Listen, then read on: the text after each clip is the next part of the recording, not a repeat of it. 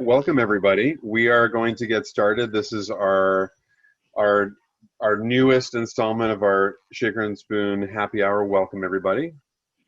And we have some pretty fantastic guests today. I'm very excited, as I know are a lot of you. I want to say like to my left, but I don't know. Like everybody's squares are appearing in different places. But currently to my left, stage right, is Mia Mastroianni, and she's coming to us live from Los Angeles right now. And to my right, I have Sother Teague, who's coming to us from Brooklyn right now. And then we have Tad Carducci, who's going to be joining us in a little bit from the far off land of New Jersey. And then we do have a special guest that's going to pop in about 7:40 Eastern, which should be really fun. And a lot of the longtime Shaker and Spoon fans will know exactly who it is when he or she comes on. But anyway, I want to welcome both of our guests, both Sother and Mia, both of whom are some of my favorite bartenders and people in general. And Shaker and Spoon will post in the chat their tags and things so that you can see what they're up to, all the craziness they're up to. And you may know the fact that they've actually come together before for the Shaker and Spoon Negroni Week box that we did last year. And one of the things that Sother's going to be doing today, just to sort of mix it all up, is he's actually going to be making two cocktails, one of which is his own creation, and one of which is Mia's. So you guys might know the first drink that he's going to do. I'm going to let him introduce it, and then Mia will get to talk about her inspiration and how she came up with it.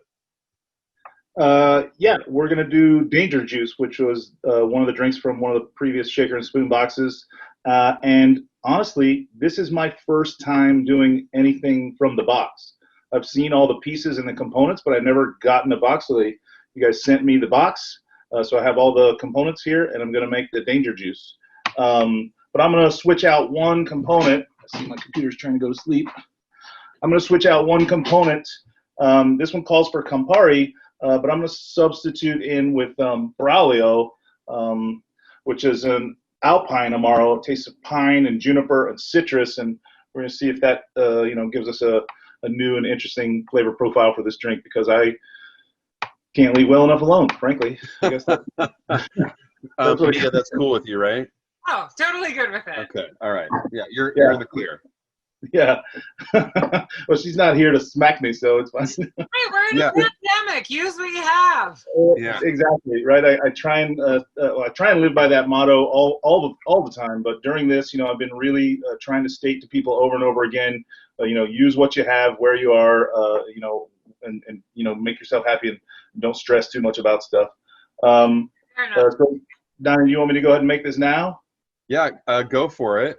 Everyone's going to have in the chat, you're going to have the actual ingredients, but I feel like with the Danger Juice, everyone's known and loved this drink already for a year, and so people know. Yeah, it's talked about a lot in the group, and I by the way, I just want to mention really quickly how much I enjoy being in that group. It's especially during COVID, it's been a place for me to connect with people, which is a huge part of my job that's been taken away for I lost count at 180 days, so we're well past 180 days of not being able to have people in the bar and talk to them. Gin, so I'm going to use a unique gin called Rabbit Hole. This is called their Bespoke Gin. You can see it's got a little bit of color on it. It's been barrel aged for a bit. It's 1 ounce. I've got some of that Braulio in a flask. You'll see a lot of flasks at my house. It's because everybody's got a bar that they own, right? And when you bring stuff home, you just bring home little flasks. Yeah, that makes sense. That's normal. Plus, when you have a long day and your wrists are tired from bartending, you don't want to have to lift like a full 750 or a liter. Like, it's just so much easier. Yeah, so much easier. So that's Braulio, that Alpine Amaro that I talked about. If you can find it, please pick a bottle up. It's delicious. That one that I showed you is a teaser. That's the one I keep at my house. I haven't cracked it open. This one's from 2011. It's the Braulio Reserva. They only sell it in Italy. Maybe when all this is over, I'll celebrate and crack it open. So that was 1 ounce of that. In the Shaker and Spoon box, I got a can of pineapple juice. That's going to go 1.5 ounces. I'm using my gold-plated Japanese-style shaker from Cocktail Kingdom. Then it calls for 3/4 of an ounce of this serrano syrup. I brought home some serranos from the bar as well, just to show them off, like serrano peppers. They're long and thin and pretty spicy, much more spicy than, say, a jalapeno. 3/4 of an ounce. And then 1/2 ounce of lemon juice. And I keep lemon juice at my house. I keep lemons. Sorry, what knife did you just use, by the way? You know, I got this somewhere. Do you know this knife? Is it Jackson's? Yeah, it's Jackson's. There we go. Oh, okay. I couldn't remember where I got it. Yeah, Jackson Cannon. I was really hoping that you were going to say, like, I don't know, like it was this barber tried to kill me one time and I just got it off of him. Yeah, there's that part of the story too. That's just for us. And then it says 1 dash, and it clearly states, parenthetically, not drop of Aztec chocolate bitters, which I got this cute, adorable bottle of bitters. And, you know, the bottles that I have are a lot bigger. And I would say in this guy, a dash is going to certainly be 2 full of those droppers, maybe even a third, right? There we go. Listen, Anna's going to bust you if that's incorrect, but we're gonna go with that because you're making the drink right now. And then it says a small pinch of these marigold leaves, but those are the garnish, so they don't go in the tin. I've got, you know, fancy 1x1 cubes because, you know, every bartender does. That's how we do it. And I'm using my cobbler shaker because it's adorable. All my stuff at home is adorable. All my stuff at work looks like a tank. Give it a quick shake. It actually works out well. That's why we sent you the adorable little kit with the adorable little bottles and the adorable little, It's great. Shaken double rocks glass on ice, I'm assuming. Yes, it doesn't say. Maybe it does. I didn't read ahead. I probably should have. So not quite as dark in color as the one we just saw that someone was drinking. That's because I used a different Amari. But it smells amazing. And then this little baggie of, I find these little baggies all over the street in the East Village. It's a little different. I don't think you're finding them with marigold petals in them. I'm just on a. They're usually empty, but they still smell like flowers. You get just close enough to really give them a good smell. I understand. Somebody tell me what color this is. Little known fact about me: I'm colorblind. So Mia, while Sother is enjoying his first ever Danger Juice with Braulio and, you know, a barrel-aged gin, because God forbid he just pulls something off of a shelf. Can you let everybody know how you first came up with this drink and what your inspiration was for it, etc.? Honestly, fun fact about me, yes, I've been in the industry for over 20 years as a bartender, mixologist, consultant, whatever. But when I'm coming up with cocktails for projects like this or consulting on a bar, mixing drinks isn't something that inherently comes naturally to me. It's one of those things that I really do have to work at to find balance with flavors and playing with flavors to see what works and what doesn't work. And I poured more things down the drain throughout my experimentational process in many years. It's weird because if I make a cocktail, like having competed in competitions like Speed Rack and you memorize hundreds of cocktail recipes, someone once nicknamed me Cocktail Rain Man because if I make a drink twice, I never forget it. And I was like a rock star in the service well and can bang out drinks and I can execute really quickly. But coming up with something and a new cocktail that's going to be kind of different is always like a painstaking task for me. It just has to be perfect and be balanced and taste good. And I can remember my first Negroni. The first Negroni week was in 2013, way back yonder when life is normal. And I remember someone sent me, Campari had sent me a Negroni box and I made a Negroni at home and tasted my first Negroni and I was like, whoa, oh, that is bold. That's in your face. That's like an old man drink. And by the time I got to the end of it, I already wanted a second one. And ever since then, it's been one of my favorite cocktails, but it does take some getting used to in the fact that it has such a bitter flavor profile. So when I was approached by Shaker and Spoon, to come up with a variation, I wanted to do something that was a little bit lighter, a little bit more approachable, that the masses who maybe aren't used to bitter cocktails could sort of, it would be like the gateway to a Negroni, like a gentle ease in with the flavors. So I played around with pineapple juice and the serrano syrup, and of course the Aztec chocolate bitters. And after a few tries, I got it to a point where I really think it works, and I revisit it frequently. And I'm so happy to be on this forum with all of you who have gotten the boxes and have made it and have posted about it and are enjoying it. It makes me so happy when I can nail a cocktail and people are like, that's actually good. It's a great cocktail, and in general, like you know, we've talked about this both here before and also in the Facebook group, where it you know, subscribers should really understand what a challenge it is, especially for those of us who, you know, like the two of you also like stirred drinks, and to have to come up with a drink where like, here are all my ingredients minus the booze. I can't put booze in it because, you know, it's not being shipped. So like I have to come up with all these creative ways to like layer these flavors and know that the end result is going to have the booze added. And to do something that, you know, like the first sort of weird box we did way back when was a Campari box, where Campari was the only alcohol in each of the drinks. And so they had to use that as the base spirit. And it's a real challenge. It can be, because it's not necessarily, I mean, a lot of people are used to Campari and sodas. Like, that's how you drink it. And if you aren't used to mixology and cocktails and going to bars and ordering them, it's a very unique flavor to get used to. Well, that's our next kit. It's going to be a Campari soda kit, where essentially you open it up and it's going to be different kinds of soda. You just need the Campari and then you're good to go. It's very easy. Looks like Ted over there already has the Campari ready to go. There you go. Yeah. Hey, Sother, can you put do you have a Braulio bottle there, or just just a Reserva? But just so that everybody can see. Same label. The same label, just a Reserva. Bring it in.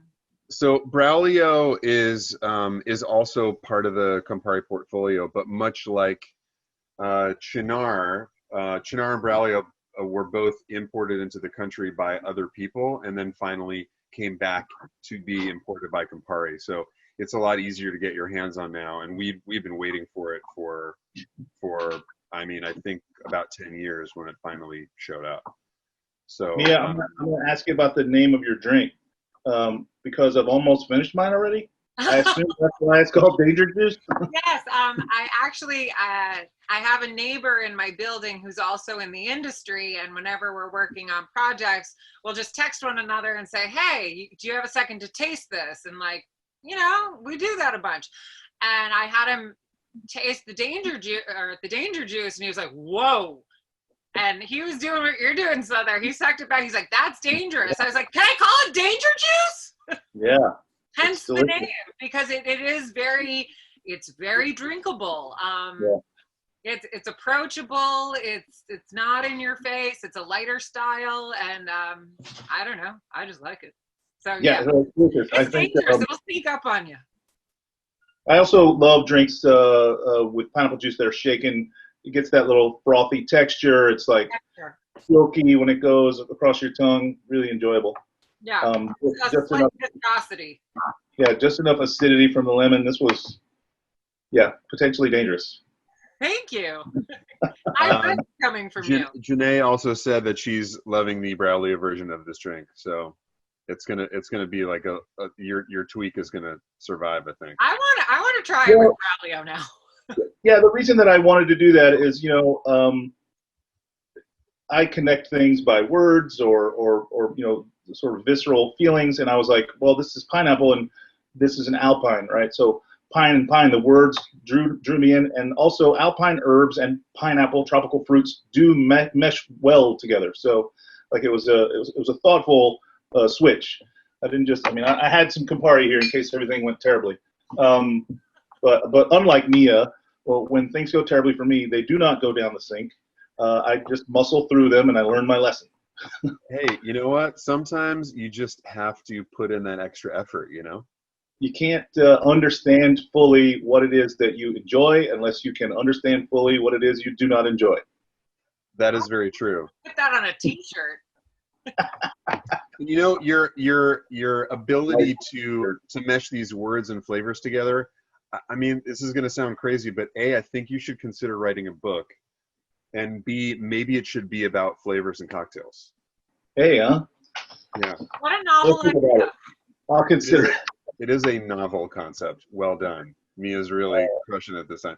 We're going to open up the chat. If anybody has any questions for either Sother or Mia involving the Danger Juice, there's going to be other opportunities, but if you want to use the chat. So for those of you who are not super familiar with Zoom, when you move your mouse around on the bottom, a bunch of different buttons will open. There'll be a chat button and a reaction button. And if you hit the chat, a little chat window on the right-hand side will open up.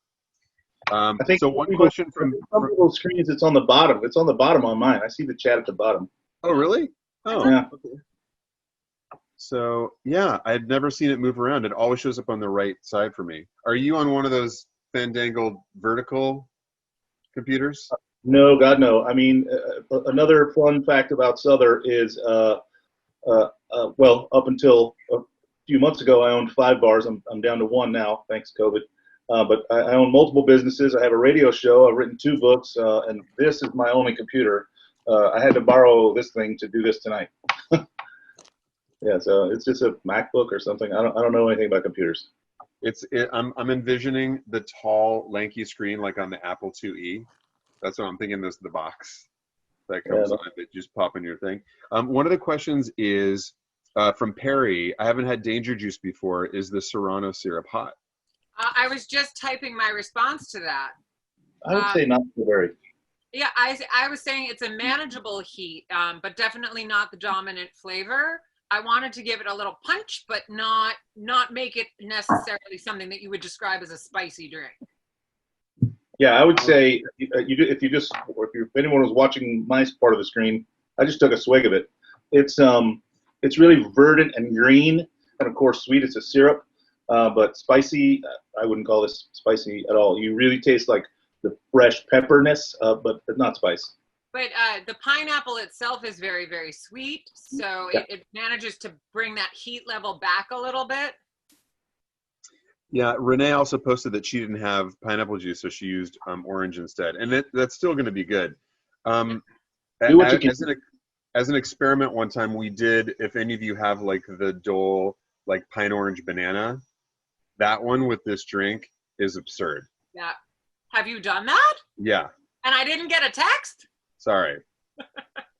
If I texted you every single time I tried like one of your, forget it. Like it would just be nonstop. But yeah, the pine orange banana is good for those of you who like. It has to be real pog. Like it can't be like a weird syrupy from powder. But pog with Campari works really well and would be amazing with this drink. I haven't tried that. But the banana is like a weird twist you wouldn't think of. Banana, tropical and Campari, or tropical and a like Aperitivo in general, are pretty fantastic. Agreed. Yeah, and it's a weird combo for a lot of people, but it works out exceedingly well. Do we have any more questions? Where do I find good pineapple juice besides juicing my own and not the Dole cans coming from David Jones? I say to anybody who's looking for juice, pretty much your town surely has a Jamba Juice or similar, a juice bar of some kind. If you don't want to put in the work or don't have the tools especially to juice a pineapple, it's a little bit more arduous. Just go there and ask them for it. They'll do it for you. There's also for those of you, there's this new website where you can buy things called Amazon, and if you get on that, you can buy a thing. Amazon is evil. You can actually get a really inexpensive pineapple corer, and that honestly will make the entire experience. All you need is like either a blender, or you don't have to have a juicer, but a blender or a Vitamix or any of that. And This thing is basically like a puncher, and you can punch down the core of the pineapple, and then you just slice off the edges, and then throw the entire thing into the blender. It whips up like that. So it's going to be a little bit more chunky, and you're definitely going to get, even if you whip it, it's still going to have a lot of the texture in there, but it will not take away from this drink. It's still pretty great. Yeah. And you can't beat fresh pineapple. Like there's just. Agreed. I always say whenever possible, use the freshest ingredients, freshest juice that you can find. It's just going to up the quality of your beverages. The Hollister bar. What happened to your head? What? My neighbor hit me with a pan. Interesting. I noticed that wasn't caught on camera. Probably better for you. She has brought a pan over to make me dinner, so I can't entirely. Yeah, she's got that over you. Okay, awesome. So we're gonna move on to the next topic, and we're gonna dive into Amari and Aperitivi. So first and foremost, Sother being Sother, can you please talk to the group about what an Amaro is, what an Aperitivo is, and where we have some of that Venn diagram overlap with one of the things that you actually just used right now. Sure. I think the better thing to do is to just demystify a couple of terms first and foremost. The terms that you've heard a lot probably are aperitivo and digestivo, right? And we know these to mean pre-dinner and post-dinner, or post-prandial, as it said. Yeah. And these two things are caused by the same reaction that your body has to bitter flavors. So if you have an empty stomach before lunch and you have a glass of Campari and soda, as you mentioned before, your brain is going to perceive that bitterness as a potential hazard to your survival. It's considered, the brain thinks of bitter as poison, right? Potentially deadly. And so once you've ingested it, once you taste it and the brain realizes you got bitter, it activates your system, and on an empty stomach, it says, well, we need to get some stuff in here so we can get that bitterness, that potential danger moved through, right? And then the same is true after dinner. When you have that bitter flavor, maybe a drink like Danger Juice with your dinner or some bitterness in there, after dinner, your full stomach now, the brain says, that's poison, let's get it out. So that just means let's move through the system. So they both do the same thing. And of course, we didn't have, science had yet to be invented when we created these things, right? So we just were kind of winging it and coming to these understandings sort of as a collective subconscious across the world. So we did pigeonhole these guys. So I would say in the world of Amaro, when someone says to me they're looking for an aperitivo or aperitivi, I look to the more bright, citrusy, light body like Montenegro, Campari, Braulio, even like things like Amaro Nonino. I'm looking at the back bar behind you, Donnie, so I can see what I'm. Yeah, hold on 1 second. Here we go. I can pick out ideas. Or even things like Suze. Those are the ones that you want to have in that aperitivo sort of mentality. And then again, for digestivo, you want to pick out things that are richer and darker, like Chinar, Fernet Branca, or Zwak from Hungary. But the bottom line is, they do the same thing. So if you want to drink Fernet before dinner and you want to have Campari after, that's up to you. Again, I want you to drink how you want to drink. I just want you to know the truth so you can be a little bit more informed, but you can break the rules all you want. Does that make sense? These rules are all meant to be broken. So it's like, in general, I mean, looking at a Negroni, it's an equal parts cocktail, which, I mean, how many times do we sub things out just for fun? My favorite still is reposado with like a bar spoon of mezcal, and switching it up, switching to Chinar, or like switching the sweet vermouth to Chinar, and then switching the Campari to something that's like lower ABV or higher ABV. So these things are just guidelines, and that's what a lot of the shaker and spoon stuff is about, is showing people these really cool creative recipes and allowing them to use what they have at home to try and create new things, new riffs.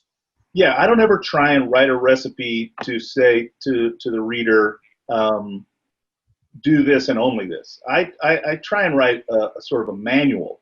I want my books to be inspiration. Sure, here's the foundation, but go wherever you want. And I think a great example of that is in my bar, I have 3 hand-painted signs that describe what I consider to be an old-fashioned, a Manhattan, and a Negroni, right? And they just have words. They don't list any brands. And the old-fashioned is spirit, water, sugar, bitters. The Manhattan is spirit, vermouth, bitters. The Negroni is spirit, vermouth, Amaro, and bitters, right? My bar, which just turned 9 years old during the crisis, has only made 3 drinks in its entire 9-year history. We make those 3 drinks based on those templates. And you say, well, I have one of every spirit category. We only have 1 gin on the bar. We only have, we have a 1 tequila. We have, 1 Genever. We only have 1 of every spirit category. But as you can see behind Donnie there, I have 240 Amari. I have somewhere around 16 to 18 vermouths at any given time, plus assorted fortified wines, which can be considered a vermouth. And then I have potentially the world's largest collection of bitters, a little over 500 of them on the bar. So we can mix and match and literally have a never-ending supply of these combinations and continue to make new drinks every day under these 3 simple templates, and we've done it for 9 years. So basically, the long story short is everyone who's on this call, let's gather our friends and go to Amore Amargo and just all have the same 3 drinks in 900 different ways. In different ways. Yeah. That's my first stop after COVID. I mean, and then when you said like you split in, you do reposado with a little bit of mezcal. Now you're talking about splitting that spirit. What if I split the vermouth? What if I split the bitters as well? The combinations become infinitesimal. There's no way to calculate. And that's one of the beauties of equal parts cocktails in general, is that you have this foundation. I mean, how many times do people do like ultima palabra, like a last word, but with tequila instead, right? So they're taking one of the reasons why these classics work so well is because these flavors balance so well. So if you swap one thing out and you're like, oh, that actually works pretty well too. Maybe I'll try it with mezcal from now on, or maybe I'll change from, chartreuse to another weird like Alpens liqueur. So one of the questions we had, Mia already answered, which is how do you pronounce Cynar? And you can say, like, the Italians will say Cynar, and so as opposed to Cynar, but it comes from the genus species of artichoke, which is Cynar cardunculus. It's not Cynar.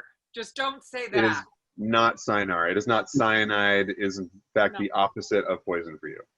I mean, it's still kind of poison. But I would say, however you pronounce it to me, I'm going to make sure it makes it into your glass. It doesn't matter. Yeah, at the end of the day. I'm not here to quibble. You say Cynar, I will pour it and I'll slide it across the bar and say, here's your Cynar. That's the thing. If you order a Cynar, I know what you're talking about. Yeah, as long as we connect. We just got to connect. That's true. No one's going to give you a hard time. I'll meet you way more than halfway every time. That is true. You're very kind that way. It is for those who had asked. It is because the genus species is Cynara cardunculus. That is the genus species of artichoke, and artichoke being the main component of Cynar. That's where the name comes from, and that's why like their branding is basically like the red shirt.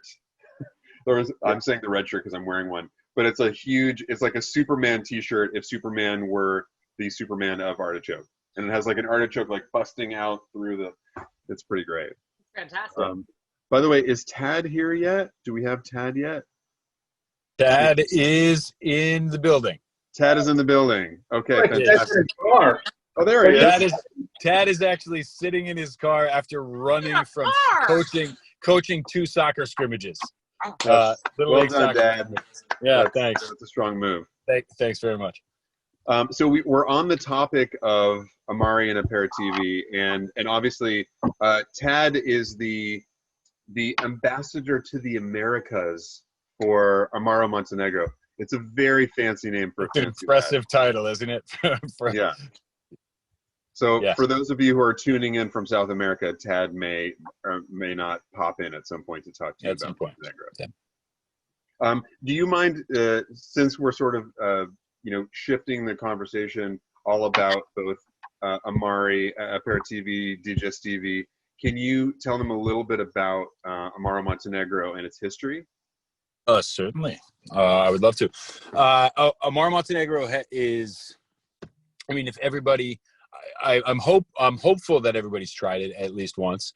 If you haven't, Amaro Montenegro is it's very interesting Amaro in that it's very, very well balanced. And I think for a lot of people, it's the perfect entree into the Amaro category because it's floral and it's bright and citrusy, and yet has a lot of spice and has just enough bitterness to round everything out. So while it's a great way in, it's definitely also very satisfying for people who are dyed-in-the-wool Amaro drinkers. So Amaro Montenegro is from Bologna, which is the capital of Emilia-Romagna, which is kind of dead center in the northern part of the country, widely considered the food capital of Italy. Many famous foods come from there. Parmigiano yeah, of course. As do Oscar things. Mayer was born in that city, isn't that correct? Oscar Mayer was born in Bologna. Actually, yes. the Oscar Mayer sounds a little bit mobile. like the movie. Yeah, it was. I think the Oscar Mayer mobile was made by Ferrari, which is just outside the city. I'll have to fact check that. So. Thank you.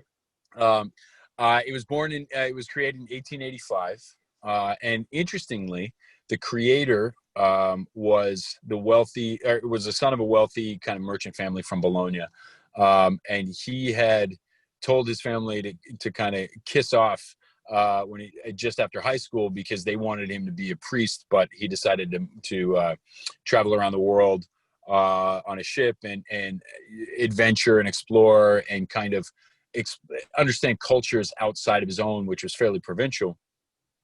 Came back and created his distillery and launched what would become Amaro Montenegro when he was 23 years old, which I find stunning because I know that when I was 23 years old, I was not my vanity light just went off. That's my lighting. When I was 23 years old, I was not thinking about formulating brands that would be around for 135 years. Originally, Amaro Montenegro, for the first decade or so of its life, was called Elixir Lunga Vita, or the Elixir of Long Life. And it was changed in 1885 as what I think is a very early, beautifully brilliant stroke of marketing.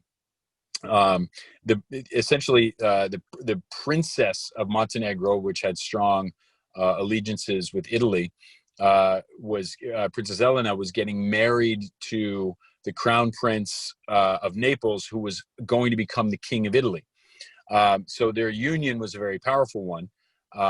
And the founder renamed his Amaro Montenegro after the home country of the future queen. I mean, what better way to make sure your product is going to have exposure than to name it in honor of the home country of your queen. So it is comprised of 40 botanicals from around the world, and it's 13 or 14 of them are publicly disclosed.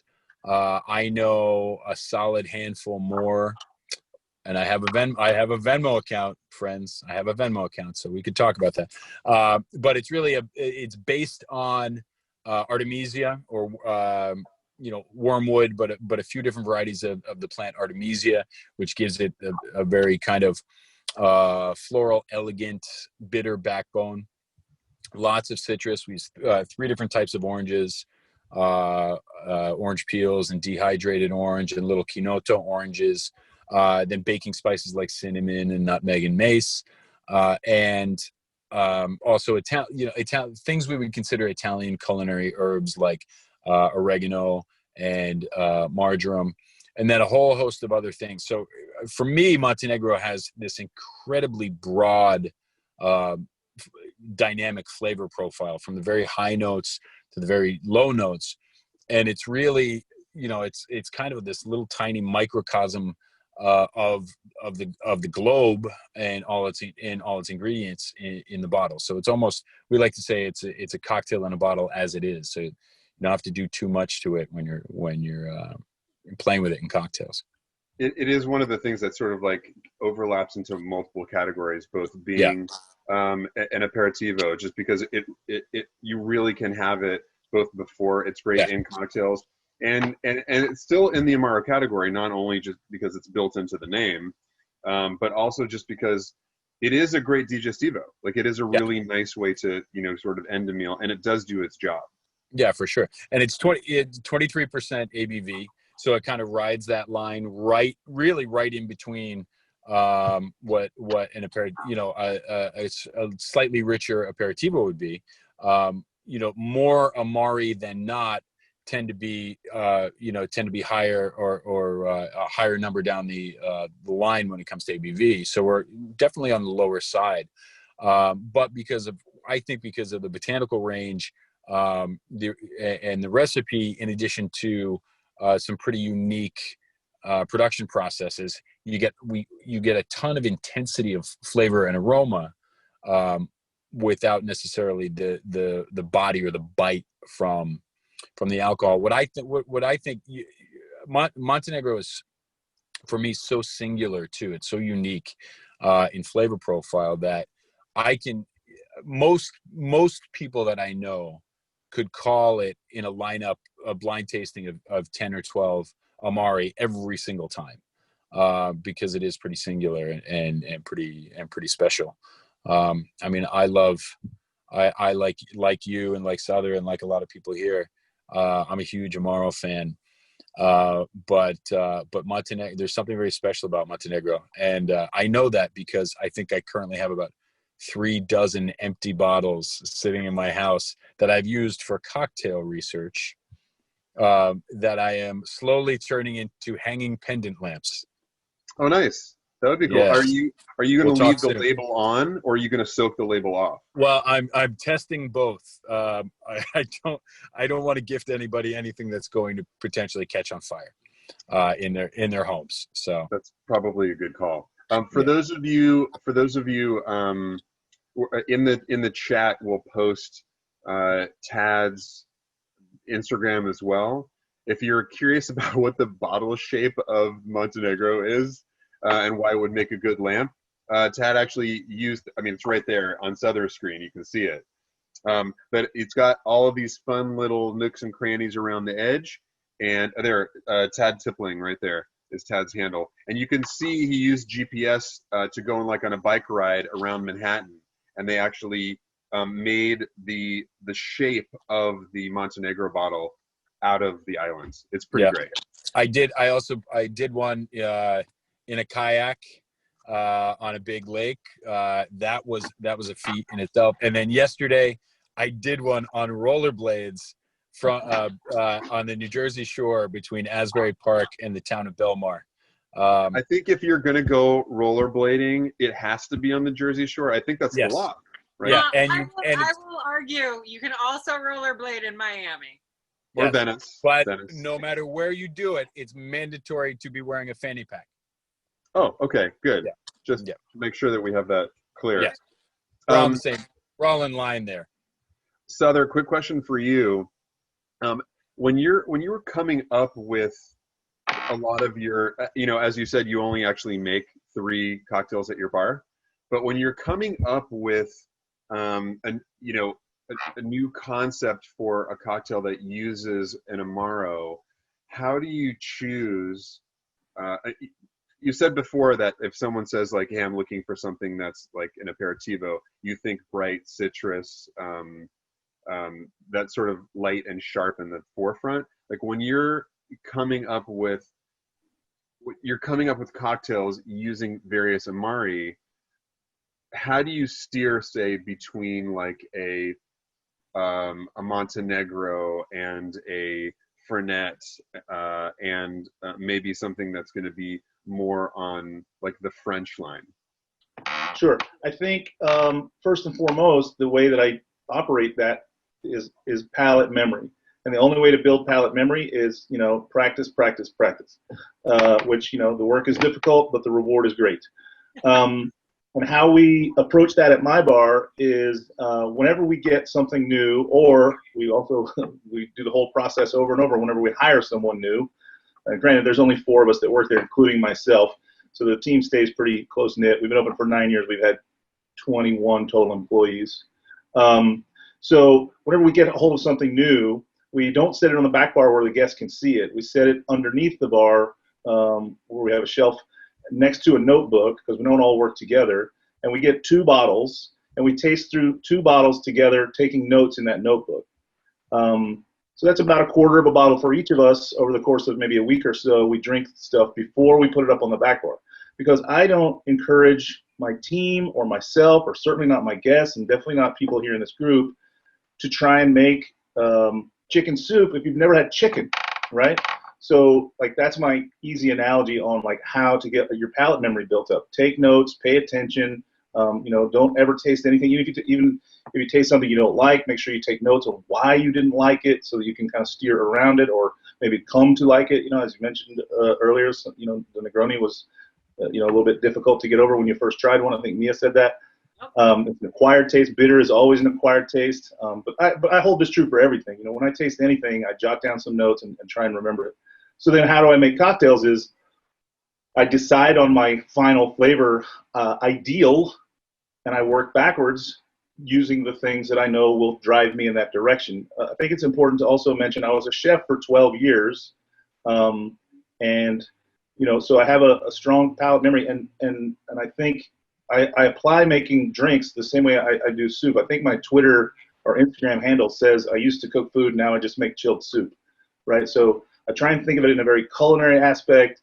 And then, this stuff is all pretty easy and it's pretty, overwhelmingly, it's instant gratification. If I'm curing some salmon, it's a couple of days away before I know what the result is of the things that I did. If I'm making a drink, I can make it right now, taste it right now, and either adjust it or fix it or decide that it doesn't work and move on, It does tend to be a little bit less involved than, say, cooking, where you have maybe a lot of prep time. You do have to worry about heat and stability, whereas like your method that you were describing before of not throwing anything away, it tends to make it a little more difficult to make a 3rd and 4th and 5th iteration of the same thing. Sure. Before you have to take a little bit of a break. Yeah, well, hopefully when I'm doing some R&D, my team is there and we're tasting these things together, so we're not we're not taking down full cocktail. And also we make halvesies, make shorties when we're in experimentation mode, because not that waste is an issue, though it is. I think it's just more about similarly to being in the kitchen. I want to respect the ingredients. I don't want to burn the rabbit. Like that rabbit gave its life for this dish. So someone worked really hard on those products and they made them as best they could, and they got delivered and carried in, and like there's a lot of steps before they're sitting right in front of you. And you have to kind of put some respect on that as well. That's a very good point. And something that I think you have a very unique perspective as having spent time in the kitchen, as a recovering chef, as we like to call it. Yeah. Where you really have to put a lot of thought into those ingredients, especially things that are things that have a shelf life, things that are going to go bad, things that need constant refrigeration. It's and we're still shouting from the rooftops for people to still put their vermouth in the fridge. Yeah.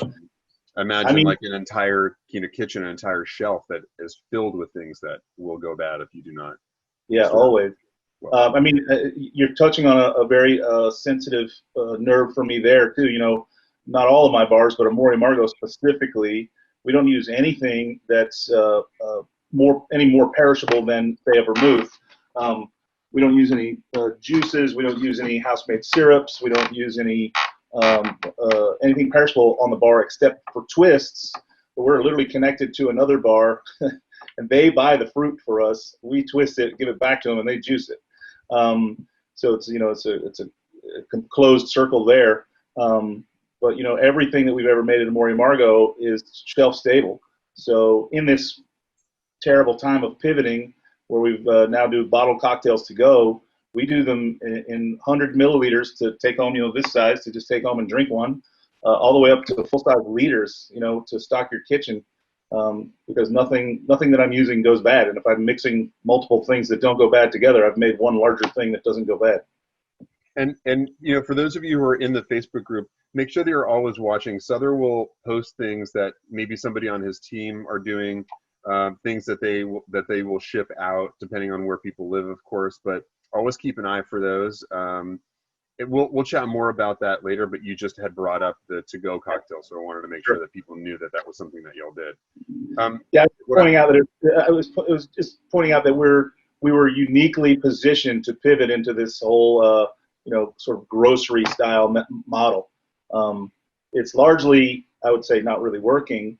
People aren't tuning in and buying in quantities that I wish they would. You know, it's cheaper by the dozen.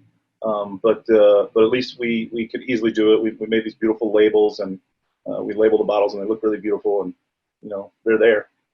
That's one of the things that we've actually spoken about, not only in the group but also at all of the happy hours, is to make sure that wherever everybody lives, make sure that y'all are going to your local bar, your local restaurant. If you have a favorite place, keep in mind that it may not be around when this is all done. Between you know, shutdowns or regulation changes, just do what you can to keep these places going. If you have a favorite spot, it is much easier to help now than to lament the fact that you hear that they're going to be going away. Yeah, I would fine line that by saying the NRA, the good one, the National Restaurant Association, they predict that 85% of all sole proprietorships will close by January. 85, 8.5 out of 10 of your favorite places are in peril.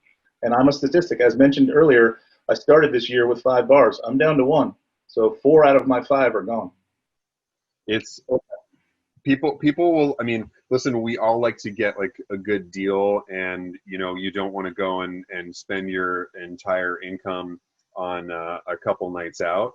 But I will say that if people don't think about the fact that we need to put a little bit of our disposable income, if we even have a little bit of it, into some of these small businesses, then we will deserve the do-garitas, because those will be the only thing that's going to be left. It's only going to be, and having worked with on national accounts, and I know that Mia and our secret special guest has as well.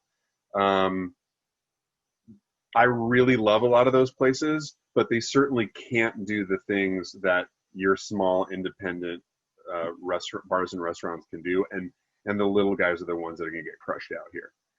As a segue into another topic that we talk about during all the happy hours, we check in on the status of the hospitality industry. So we happen to have a very precarious week here because it's currently Negroni week, which also coincided with the Campari Day of Service. That's this shirt right here. There we go. Mia's got hers as well. And also, I want to introduce our special guest, Tyler Hudgins, who you guys, if you've been with Shaker and Spoon for a while, you've seen her cocktails a few times at this point. And say hi, Tyler. Hey guys, hi. How are Hey, you? Tyler. It's good to see you. So where are you coming to us from today? I'm back in Miami. Okay. And you surviving? There's no, like, the house is still there, you're good? Yeah, everything's fine. We didn't get the hurricane. That was all the Gulf Coast, unfortunately. One of the things that I wanted to have you share with everybody, there's a group of people that you work with that you do events all over the country, all over the world. And one of the things you've been involved with is Life is Beautiful. Yeah, this would be our 8th year doing it. And it's not happening this year, obviously, because of COVID. But for anyone who's not familiar, Life is Beautiful is a music and arts festival in historic downtown Las Vegas, which is Fremont Street. So it's all kind of like this really retro, old school, historically protected and preserved storefronts. Just a cool kind of vibe down there with a lot of street art and live music, and we get to make cocktails. And how many cocktails did you make last year? 60,000. Oh, just the 60,000. That was it. 60,000. Yeah, we were shooting for 75 this year. Okay. Just so that everybody knows, so Life is Beautiful. You can easily look it up, but every year there's a different partnership. There's a different charitable organizations partner. It's a different one every year, right, Tyler? Yeah, so Life is Beautiful is a philanthropic organization, and they partner with a different charity annually. So last year was Life is Beautiful partnered with the Mayor's Fund for Las Vegas Life, donating funds that will be used to create more public art in the city while supporting education initiatives for Las Vegas youth. Yeah. So a lot of them have to do with art and entertainment. But there was another year that was like there was a shelter one year. Every year it's different, and they're basically doing things to revitalize certain aspects of Las Vegas and old Las Vegas. Right. You see all the money come into the Strip, and all the money stay in the Strip, and this is really to support the community of Las Vegas. So on a similar note, this being like the section of our happy hour where we do talk about like the plight of the bartenders currently, who's helping, what's impactful, and of course everything changes every 5 minutes. But everybody on this in this happy hour has a different perspective. So obviously Sother has talked about that perspective from being a bar owner, and being an operator right now is extremely difficult. I really can't overemphasize the importance of you guys all going to your local small independent bars and restaurants. It's really going to take all of us to make sure that we weather that storm.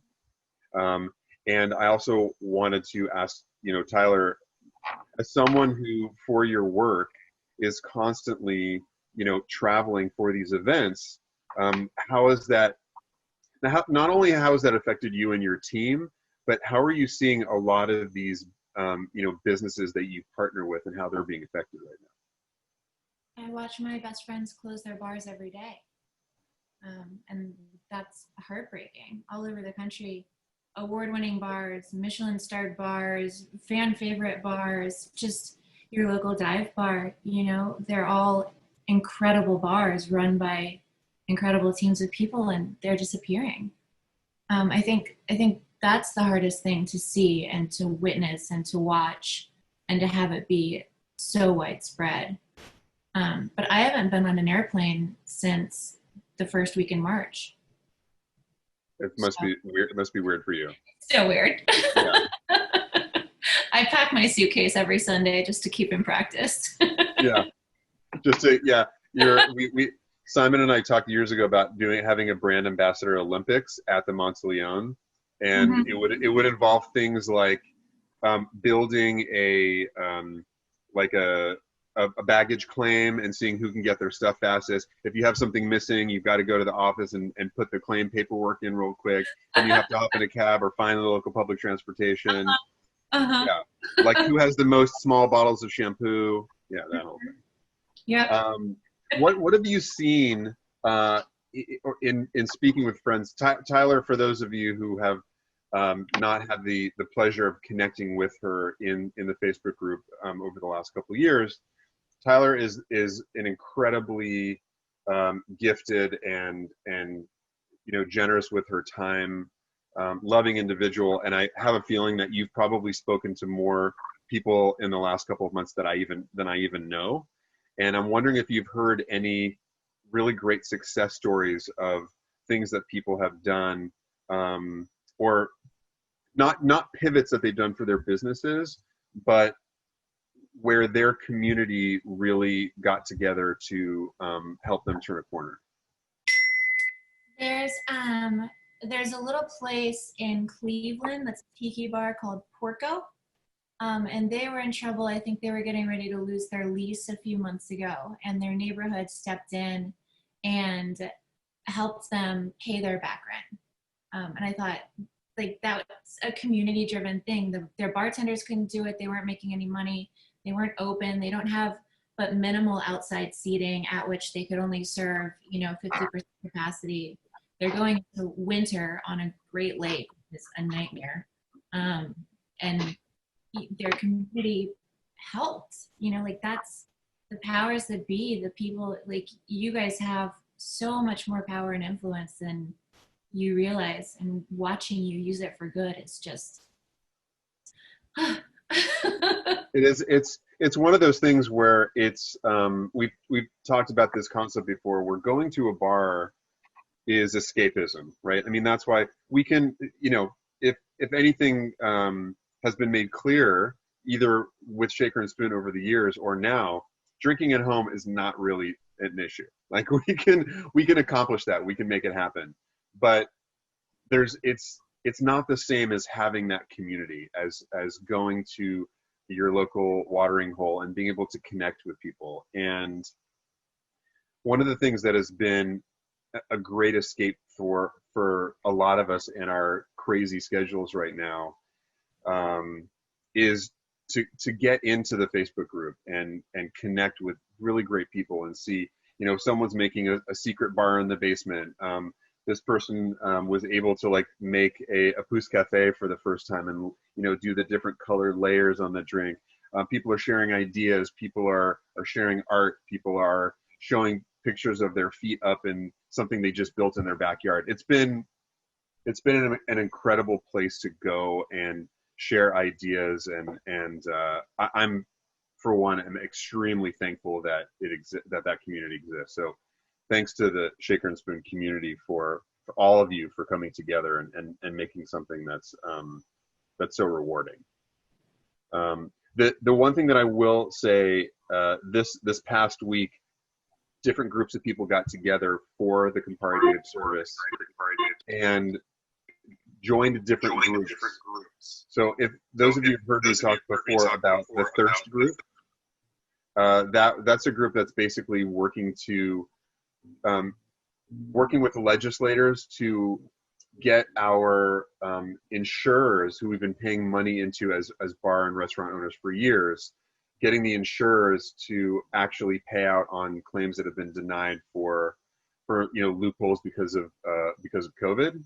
And so if you guys can go to thirstgroup.org/get involved, you sign up, it takes 30 seconds, and just your zip code data really helps the various community organizers around the country have a little more power with their legislators. And it's something that is easy. There's no spam, there's nothing.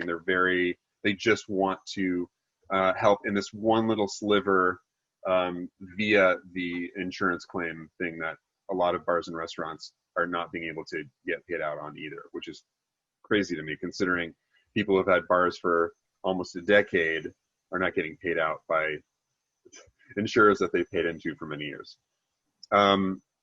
I do have we have one more cocktail that Sother actually created for this group, because now that we've talked about our sorrows, we need to drown them with a great cocktail. So Sother, take it away. I mean, Donnie, I've always stuck to the adage. I don't know if you've heard it before. It's not worth trying to drown your sorrows. They can swim. You gotta start a T-shirt line, Sother. I'm telling you, I was just gonna say, Mia's gonna pipe in with somebody needs a T-shirt. Tad's still with us? I don't see the whole grid. I just see one person at a time. Is Tad still with us? Yeah, Tad's here. He's turned into a giant T, but he's here. Okay, right on. Tad, I'm making a drink with Montenegro. I've got an English cucumber here. I'm just slicing off 3 medium thin slices and going right into my tin with them. No need to bother muddling them. I'm going to shake it hard enough to bust them up. Cucumbers are pretty soft and forgiving. And in general, frankly, I don't muddle a lot of things that some people muddle, because I think I'm going to shake it hard enough to make it make sense. We're going to use Amaro Montenegro. Tad talked a lot about it, but he didn't really touch on flavors or what it brings to the party. I think of Montenegro, and I think it tastes to me like orange blossom and bitter orange. It's got a very floral note in the center. And then the backside of it, it tastes like wet vegetables like celery or cucumber. So I often pair this stuff with cucumber. I'm going to go a full ounce of Amaro Montenegro. I've got some, yep. It's not a thing that people think of often, and it's totally true as far as your celery, your I know squash is a weird one, cucumber, all those things work really well with Amari, particularly like the lighter bodied ones like Montenegro. Yeah, and I think that was a full ounce of reposado tequila. I'm using Altos.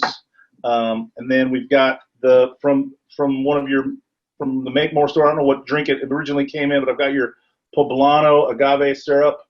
I tasted it. It's kind of little slight smokiness, so I thought it would go well with this. Half an ounce. So to recap, I'm sorry if I didn't say it before. It was equal parts, so an ounce each of Montenegro and reposado. Just a half ounce of this syrup, and then we're going to go with some lime juice. Again, I don't keep juice in the house. I keep fruit. So we got this guy. And the recipe will be available both. It'll pop up in the chat, and it'll also be available both in the Facebook group and when we post the actual video of this happy hour. Yeah. A couple of chunky cubes of ice into the old cobbler. Here we go. I'm going to batch that cucumber up by, when you shake a drink, you want to go as far as you can, right? You want to throw the drink from end to end. It should bang on each end, right? It shouldn't be like this. You know, you're not trying to, what do the young kids say? Don't rock it to sleep, shake it awake. Then I've got Sother, just so you know, Sother, by the way, as you were shaking, and like in my peripheral vision, I see both Tyler and Mia and Tad all like moving because we miss the sound and the motion of a shaker in a bar, and it's almost like getting to sit like I'm here in front of your fake bar, but you're actually here in front of us, and it's a delight. I got a single cube of ice in a rocks glass. Then maybe I would take, I don't know, cucumber slice or two. Tag it on the side.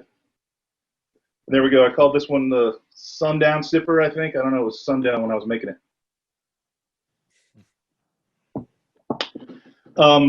In this case, that lime juice combines with that sort of juicy quality of Amaro Montenegro and gives it a really easy, like I said, sort of orange blossom bitter orange is in there for sure. And that lime juice gives it some tartness. The cucumber makes it seem super fresh. Just a slight hint of smokiness coming from that syrup. It's delicious. Please give it a try. And then show your work. Yeah, the recipe is now in the chat, and again, it will be posted in the group so that y'all can make it on your own. And it will be one of the, for our little trivia today, it'll be like, for our Sother trivia, it'll be what the winner actually gets is to be able to recreate that cocktail at home. We're not responsible for your cucumber, though. I'm sorry, we can't do that. That gets weird in the mail. So yeah, sorry about that. They're ubiquitous enough, I think. You can find cucumbers everywhere. They are around. You can find them. I wanted to open this up in the chat for anyone that has a question either for Sother about this particular cocktail, for any of our special guests. So before we round out, the one question I did see is Hollister Bar, if you can hear me, people want to know what it is that y'all are drinking right now. I would say also, I'm an open book. You want to ask me about what we're talking about today or anything, I'll take any question. Same. Hollister Bar, you're still muted. We're curious what you guys are drinking right now. We are drinking a Kentucky Kiss. It's bourbon, maple syrup, lemon juice, muddled strawberries, and a little club soda. Is everybody making out now? Is that how you got the name of that drink? No, I'm not sure why it's called that yet. Yeah, I'm not sure either, other than it's a little bit strawberry, gives a little pink to it. So maybe that's why. We'll check in with you in about a half an hour. We'll see how this is going. Right. Perfect. Somebody asked, would Amaro Siciliano work for the Danger Juice? Try it. Yeah. Yeah. You try it and report back, show your work. I don't know that Amaro. I rarely get stumped on Amaro. I don't even know that one. I might have to look it up right now. Is it a Verna that they're thinking of? Oh, possibly. Yeah. There it The is. post Yeah. just said, yeah, But I would, say, Laverna. I would say absolutely. Yeah, that'll give it a more kind of jungle bird vibe, you know. Averna is dark and rich, very heavy on your palate, very rich mouthfeel. Has notes of like bitter maple that I enjoy very much. Like that, I think that bitter maple and pineapple sounds like a breakfast cocktail. Yeah, and same thing back to the conversation before about tropical and Amari, but Averna and pineapple together are stupid. Like, it's not even fair. I mean, listen, another thing that I recommend to people all the time, when you first grab a bottle of Amaro that you've never seen before, get yourself a small scoop of vanilla ice cream and pour an ounce over that, and that's a great way to taste Amari. That is actually a great call. And a lot of like the sort of like quote unquote bespoke ice cream makers now are doing all kinds of they're adding booze in like nobody's business, but they're also using a lot of bitter elements that you didn't see before. Like that would be considered like botanicals from Amari. It's kind of crazy. Like to walk into a place and have a goat cheese, balsamic, mulberry, like a frozen yogurt or an ice cream is pretty amazing. There was one in Portland that was bone marrow and cherry. I was like, I'm in. I'm so in. Just freak me out. One of the questions also is from Stephanie is, does shaking citrus make more sense than muddling, as you're not likely to smash up the pith of the fruit? So there are drinks out there where you want to smash up the pith. Comes to mind immediately is the Smash, popularized by a young barman named Dale DeGroff, where he squeezes a half lemon, maybe smaller than this guy, right into the tin and then drops the whole shell in there as well, and then muddles it with some mint. And the idea is that he wants to get some of the oils from the skin and some of the bitterness from the pith into the final product. It's a pretty straightforward drink. It's just cane syrup, half a lemon, mint leaves, and overproof bourbon, 2 ounces or so, shaken very vigorously, and then what's called the dirty dump. Everything just dumped right into the glass. It looks like a mess, but it's delicious. It's called a whiskey smash, but you can make it with whatever you like, of course. But in that case, you want that oil in there, and you'll see a difference in the way the drink looks. But it'll also have a different viscosity because the oil will temporarily emulsify into the water, and so you want it in that case. So again, it matters where you want it or don't want it. Megan asked a related question. She said she got a jar of preserved lemons gifted to her, and the jar says use in cocktails. So she's looking for some suggestions on that. I mean, I like that suggestion right away. Using cocktails. Preserved lemon, it's got a little bit of a briny qualities. Sometimes it's a little bit salty, so I would maybe make more savory style drinks using it. Taste it first so you got an idea. Again, keep a notebook around, take some notes. But I would lean towards like maybe gin or white rum, maybe an agricole rum, akavit, things that are already somewhat kind of savory, have some herbal qualities to them already, to kind of go down that road. But like preserved lemons with a nice London dry gin and some of this Montenegro, that sounds you're already on the way to something great. Yeah, as soon as we disconnect, Sother's out looking for preserved lemons, or he's going to turn around and it's going to be one of the jars on the back on your home bag. I got time. Yeah. I like preserved lemons with and it follows right along with what you're saying, Sother, with a really sharp dry rye whiskey too. I think it works really well. It pulls out a lot of the green sort of spicy notes from the rye too. Sure, of course. Question from some Amaro, of course. Question from Amy and Chris: are there many Amari available in bottles smaller than 750? I've seen a lot of 375s of various Amari. Easily any of the ones we talked about. Campari, not Braulio, Campari, Averna, Nonino. I've seen the 375s. You guys? I mean, I don't know which ones. You know, that's not what I buy. I buy the largest bottle I can get my hands on. But surely they're out there. But you don't have anything to worry about like you do with vermouth, which I always recommend for the home user to buy the smallest bottle possible. I also always recommend to simply drink vermouth. You know, if you have a dinner party on Saturday night where you're serving Manhattans, you're going to use up all your whiskey because it's 2 to 1. You're going to be left over with a lot of vermouth. But tomorrow, with the leftovers, drink vermouth. It's delicious. It's meant to be drank. So it's shelf stable. You don't have to worry about it. I guess maybe your concern would be economics. You don't want to spend that much if you don't know what it tastes like. But my rule is you'll get through a liter bottle of Amaro in your lifetime, even if you don't love it. So buy them up. It can get dusty. It's not going to go bad. But for first timers, I do suggest like a Fernet in 375 because it does come in 375, and a lot of times it's like to get people accustomed to that flavor and like that little bit of like mint, anise, a couple bar spoons is a great way to start. I totally agree with that angle. I would step a little bit in a different direction and say for first timers, I don't recommend Fernet. Yeah. You know, what happens all the time at my bar is a self-proclaimed Amaro aficionado comes in with his pal or his date who's never had Amaro in their lives, and he says, "Get him a Fernet. Let's show him about Amaro." And I'm like, "Whoa, pal, you got to learn to walk before you run. I'm going to start you with maybe some Montenegro or a Verna, Maletti, some of these little bit more light-bodied or lower bitter quotient Amari. I'm going to try and cultivate that person into a customer. This guy's going to make that person never want to drink Amaro again." Yeah. You know? That's always a good call. I mean, and you never know, but in general, that's that particular spirit is something that will. That's not like a gentle entrance, I guess. It doesn't give you like a Kentucky kiss, as it's said. Full circle. I have a Although question I have from David seen Jones to Sother.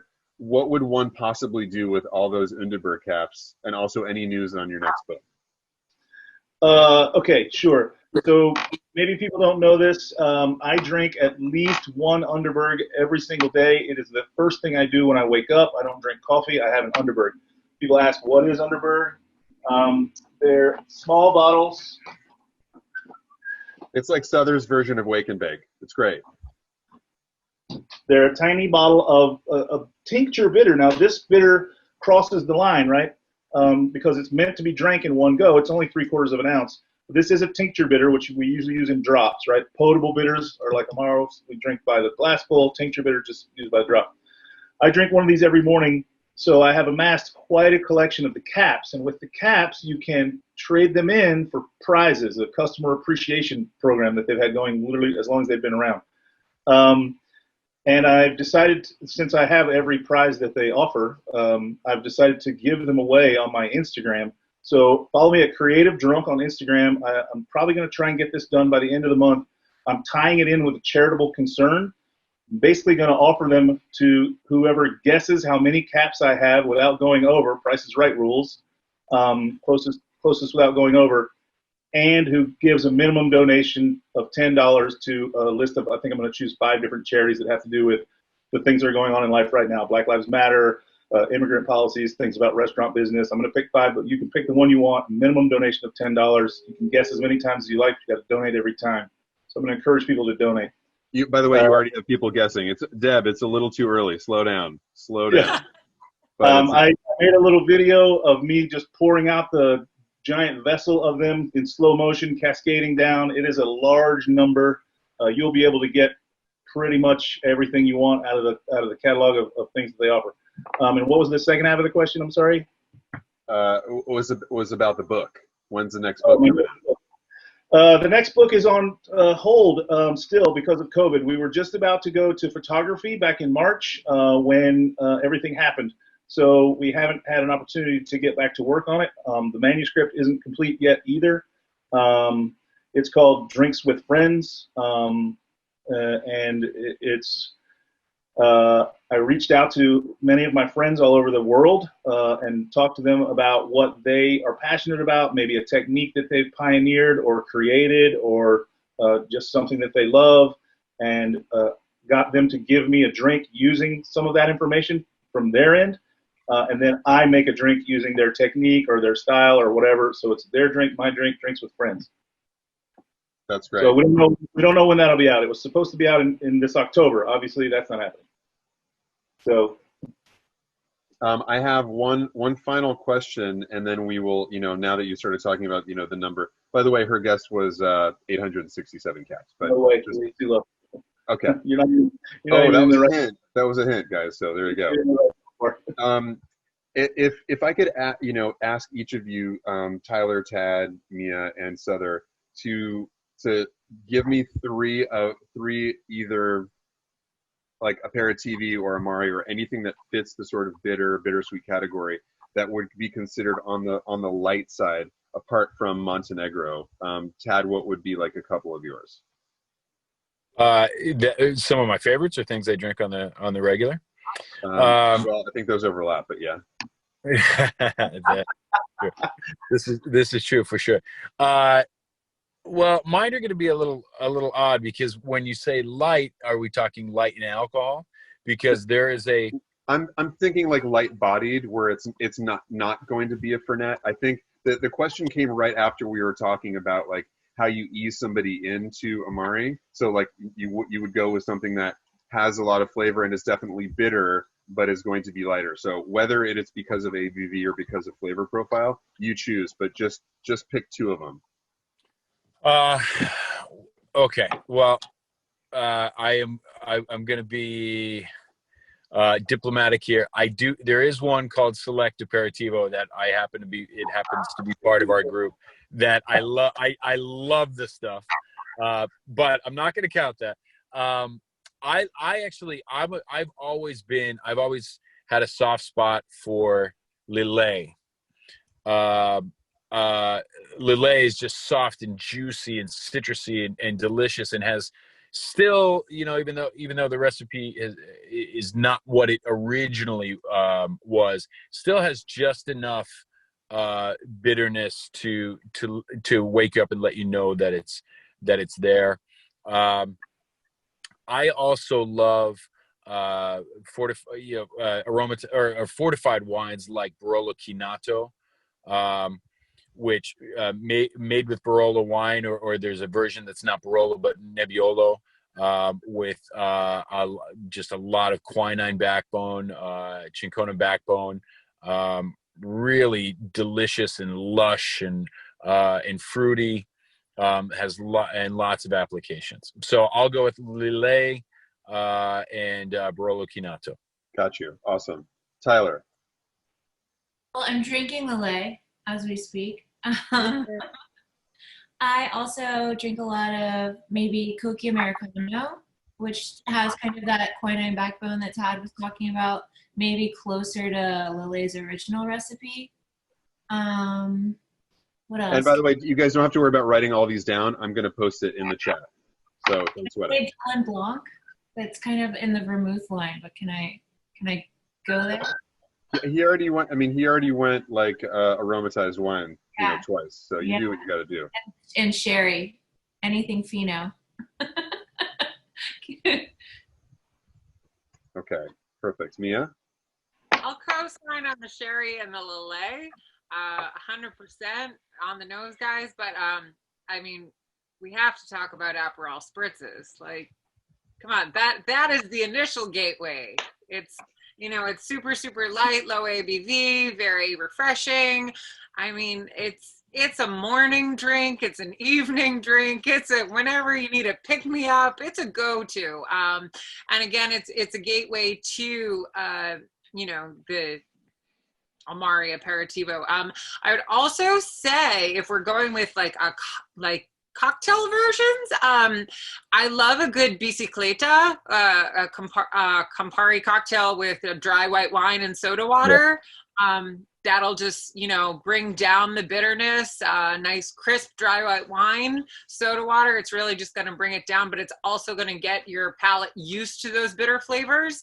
Yeah, I would recommend that if you want to like jump in kind of strong, but ease it back a little. Yeah. I would go, I see. I didn't know we were going. I didn't know we were going mixed preparations here. Well, I felt like I had to after the cherry and you already took your allotted time times like 5, so we had to just cut you off at one point and move on. Americano. Okay, you got it in there. Americano. That's perfect. And Sother. I mean, I'm confused between Mia and Sother. You're both saying different breakfast. Amari. So I'm confused. Do I need to choose, Aperol, or do I have to choose Underberg? I'm unsettled right now. What do I do? There is no wrong answer. Okay. That's true. There's never a wrong answer. Do what you like when you like. Like that's the answer. And what are your two, Sother? Like two sort of lighter bodied Amari? I have a bottle of this at my house all the time. It's called Suze. This was a favorite of Picasso. You can look up. He had a work of art called The Bottle of Suze. It's a mixed media piece, and it's gorgeous. It's a Gentian, so kind of in the same category or line, at least with what Tad was saying. Lillet has this sort of juicy quality. So does this one. This one's Lillet is a fortified wine. This one is a spirit. It's relatively low ABV, only 20%. Great just on its own, sharp notes of citrus and quinine. And then add this to tonic, and you've got the best. Add this to seltzer, and you've got kind of the best handmade tonic around. And then I would pick a domestic one. And since we're going to keep talking about breakfast, Jay Rieger out in Kansas City makes a delicious cafe Amaro. So when people come in and they say, "I don't think I like bitter things," I ask them immediately, "Do you drink coffee?" And they say, "Yeah." And I go, "Coffee is bitter as hell." They make a cafe Amaro. It's not like any coffee cordial you've ever had. It's an Amaro, so it's dry, very coffee forward. Cacao notes on there as well. Notes of vanilla. It's got a really rich mouthfeel. So I would say Jay Rieger's Kansas City Cafe Amaro and Suze.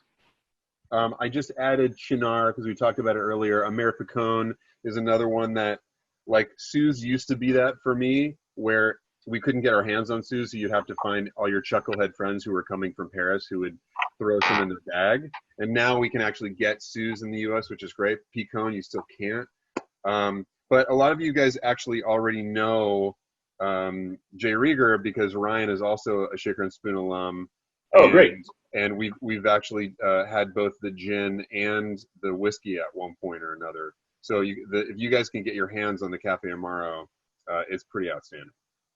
I think it's the best coffee liqueur on the market.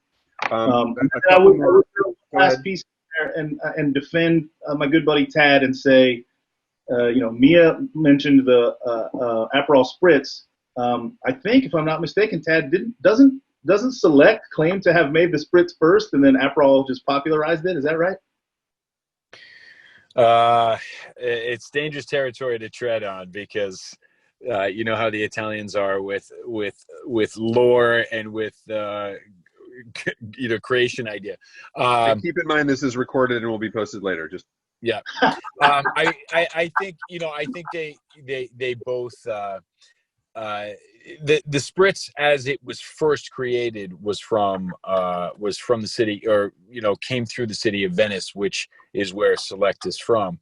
And as it morphed into the drink that we know now, that's got an Aperitivo bitter, that's got Prosecco and some soda, as it really morphed into that final recipe, which was kind of known as the Venetian Spritz. Select was right there, but Aperol certainly took the ball and ran with it and popularized it around the world. So, sure. Credit where credit's due to everybody, and they're both delicious. Yeah. One other question we had on here, and surprisingly, it only got brought up once, but favorite cocktails with Nonino from any of you? Paper plane. Paper plane. I mean, Paper it's a great plane. one. And you get your Aperol in there too. Let's see. I have one in my book that I'm pretty fond of. It's called Just the Paperwork, and it is a cognac cocktail with nonino and coque americano and orange citrate, and it's a scaffa, which we've been talking about a little bit recently. Scaffas are cocktails that are served at room temperature, neat, so no ice, and generally, but not always, they have no dilution. Sometimes you add just a quarter of an ounce or an ounce of water to the final product to open up some of the aromatics. But I'll get you the recipe and you can post that up there if you like. But just the paperwork, and I used to drink it at the end of the night when I was doing the paperwork. So basically, you're just here for the paperwork, is what you're saying? I don't know why I'm here, man. I also with products like Nonino, Moletti, Montenegro, this sort of lighter, less bitter forward Amari. I love them with your favorite tonic water, lots of ice, a pinch of salt. Yes. And it's delicious. It's amazing because the salt in combination, the tonic water, some think that if you add Amaro to tonic water, it's going to be ragingly bitter. It's going to be overly bitter. But the two actually kind of work to diffuse some of the bitterness of both of them, and you get a lot more. You get a little bit of sweetness out of it, and you get a lot more of the botanical structure of both. So don't be afraid. And Nonino is one of the ones that works really beautifully that way. And by the way, thank you for mentioning Moletti. That's a big, that was a big gap. There's a couple of different Moletti out there if you guys ever see it. It has this iconic label that a lot of those Italian Amari have. The Molettis are phenomenal. They're just they're definitely coffee, chocolate. Like you can use them in cocktails, or honestly end of a meal, put it in your coffee. So there's another breakfast tomorrow right there. Yeah. Sure, in your coffee, on your ice cream. Moletti Amaro, so that Moletti makes a few different marks. Moletti Amaro is cola nut, right? So it's made from the same stuff that your Coca-Cola, Pepsi-Cola, RC Cola, whatever is made from. So it's got a lot of those leather and spice notes. And just as I said with Suze, if you just put that in a long glass with some seltzer, you've kind of got a very delicious tonic, and you can use it in that respect. With Moletti, you can add seltzer, and you've basically got a cola. I'm on record somewhere as saying if Coca-Cola were not carbonated and a little less sweet and alcoholic, it would be the #1 selling Amaro in the world. Yeah, it's true. Yeah. Moletti's also a great one for all their products for value too, for bang for the buck. Oh, for sure. Yeah. So first of all, we've honestly been getting constant. I don't know if you can see it on whichever laptop you have right now, Sother, but there have been a lot of comments on here thanking you for the time that you spend in the group and just, being so open to answering people's questions and making yourself available, especially with your crazy schedule. So it's always really appreciated. And these days, that's the problem. but you know what? Even before that, you always seem to make time, and I feel like I'm not only speaking for myself, but for the other 4 knuckleheads on here, we're also fans, friends and fans. So thank you for getting involved constantly. On that note, it is time for our trivia. Ooh. So I'm going to let Mia ask the first question, and it's a 3-parter. So again, remember, you have to post all 3 of the correct answers in the chat. You have to wait for her to ask all 3 questions, and the first one to get all 3 of them right wins the first prize. And the first prize is her cocktail, the Danger Juice, and all the things that you need in order to make it. So because it's Negroni week, and it's all about giving back, we want to make this all about Negroni style cocktails, which are of course equal parts, 3 parts. And so here goes question number 1. Mia, take it away. Question number 1. Don't cheat and use Google. Just use your minds. Okay. So obviously, yes, it's Negroni week. So my questions 3 are about the Negroni. So number 1, first part is, what year was the Negroni invented? Part 2, who invented the Negroni? And part 3, where was the Negroni invented? Okay. There's all 3. Let's see this thing go. It's pretty funny. Someone's gonna start guessing bottle tops. No, we need all 3 answers all together in one line. 0 to 2020. No, Colonel Mustard did not invent the Negroni, but very close. Points for Okay, creativity. it looks like they got it. They got it. Cara and Mike Crawford, or Cara, sorry. Wait, but it's 2. They got 2 out of 3. No, they already answered the 3rd. If you scroll down. So you want to let everybody know what the answers were? And it was not Colonel Mustard in 1956. But anyway. No, it was 1919. I mean, I kind of feel like we should have the answers answer it. Can we highlight them?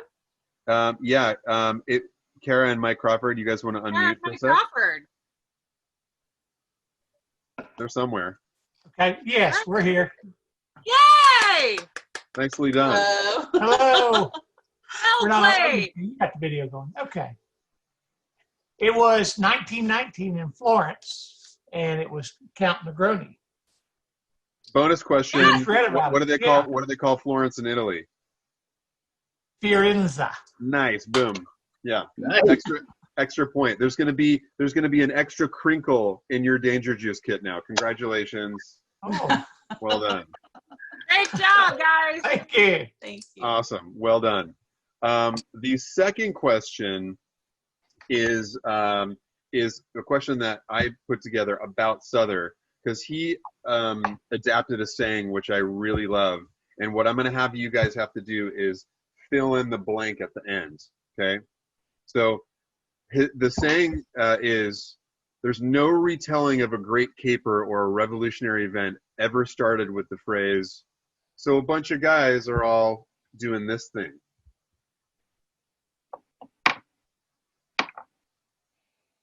Boom, Joanna got it. That was fast. Wow. It is not having a beer or sitting around. It is, in fact, eating a salad.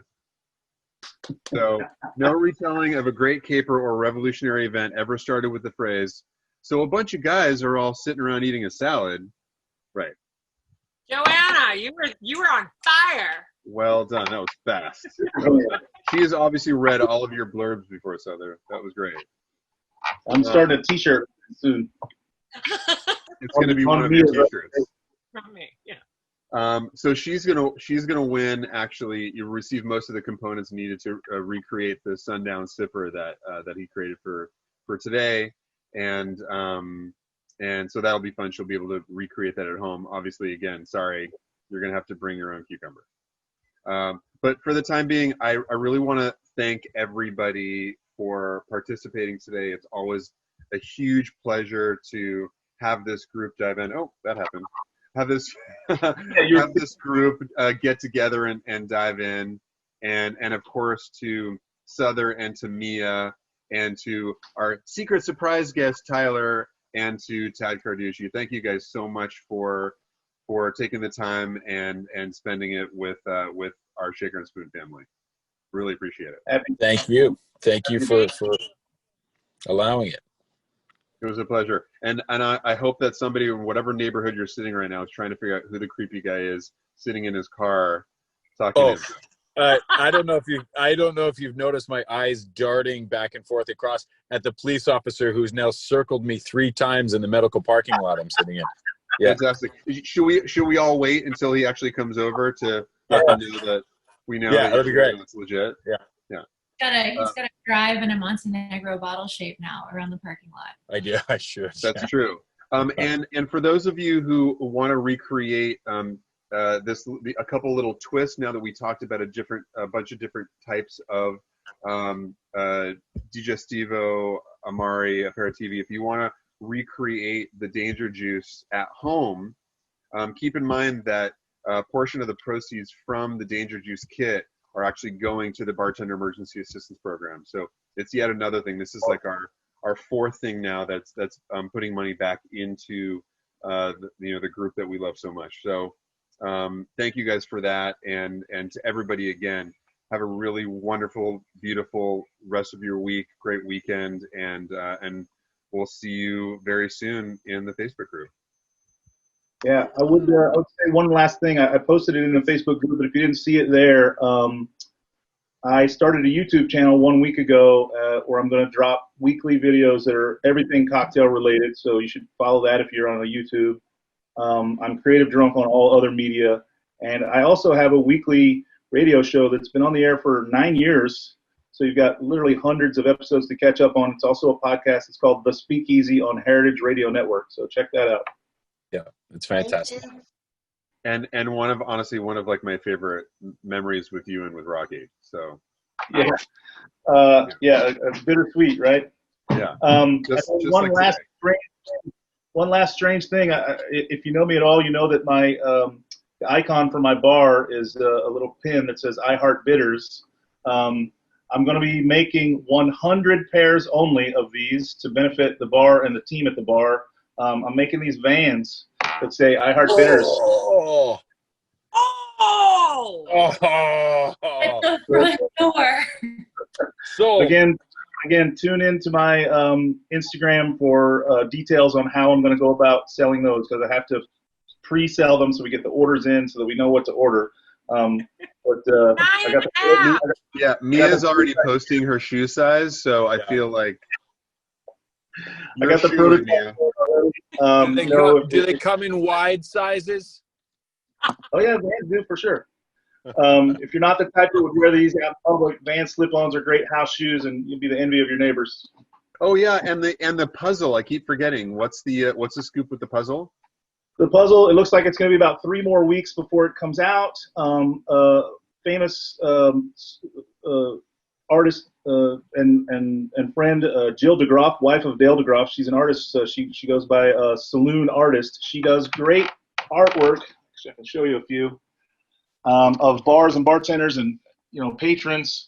That one is me there, and that's another one of me actually that she did as well. But that one of me behind the bar is going to be made into a puzzle, 1,000 piece. So it's fun to do, challenging. And we're going to sell that. I'll sell it personally. You buy it through me. You can get it again as soon as they're available. I'll blast them on Instagram, etc. You buy them through me. I'll include like a handwritten note in the package as I send it to you. We're also going to have them available at the Make More store without that component, but you'll be able to buy them there as well. Thank you. And one thing that I completely forgot is for everyone who has their, either whether it's a Negroni or some other thing, we'd love to close out with toasting everybody to, honestly, let's push this last little bit of 2020 to be, hopefully turn into a really fantastic year. Do everything you can to support all of your local independent bars and restaurants, and take care of one another. And cheers. Cheers, buddy. Stay safe and stay sane. Thanks, Darby. Well done. Love it. Cheers, everybody. Thank you again so much. We can't wait till the next time. Bye, y'all.